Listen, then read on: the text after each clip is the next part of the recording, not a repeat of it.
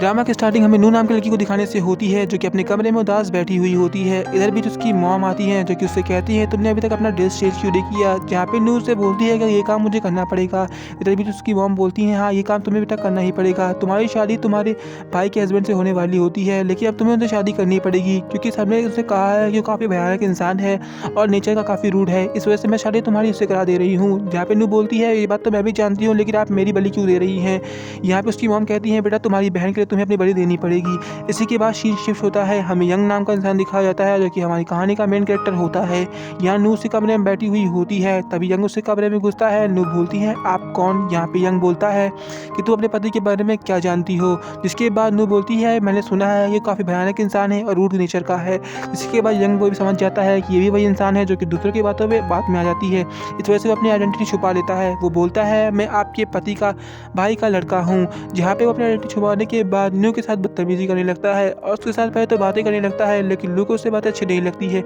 इस वजह से वो बिस्तर पर से ढकेल देता है। यहाँ पे वो नू के साथ बदतमीजी करना शुरू कर देता है। नू को ये सब हरकतें बहुत बुरी लगती है, जिस वजह से वो थप्पड़ मार देती है। अब यहाँ पे यंग सन मन में सोचने लगता है कि आज तक मुझे किसी भी लड़की ने ऐसा थप्पड़ नहीं मारा है।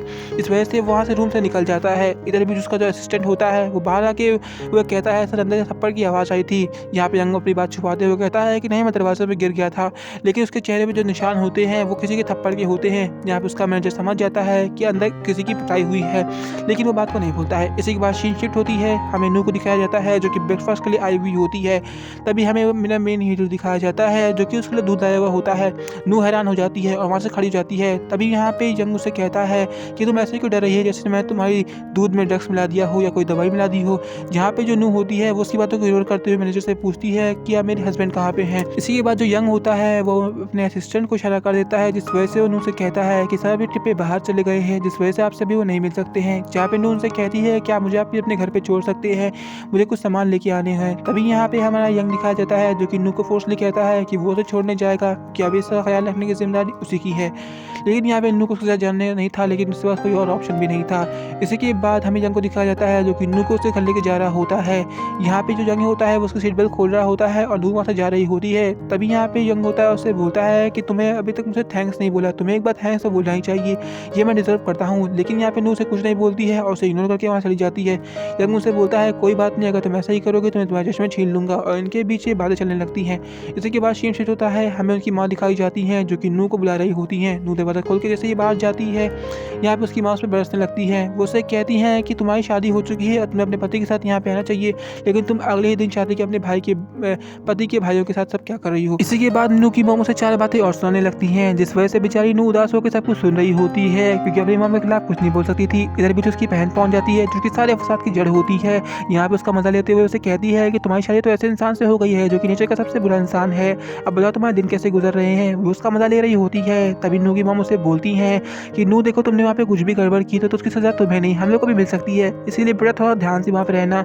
जहाँ पे नू से गुस्से से कहती है अगर ऐसी ही बात है तो मैं वहाँ पे जरूर कुछ ना कुछ करूँगी, और ये गुस्से से क्या कि वहाँ चली जाती है। यहाँ पे हमें नू की मॉम दिखाई जाती है जो कि अपनी बेटे से काफ़ी अच्छे से बात कर रही होती है।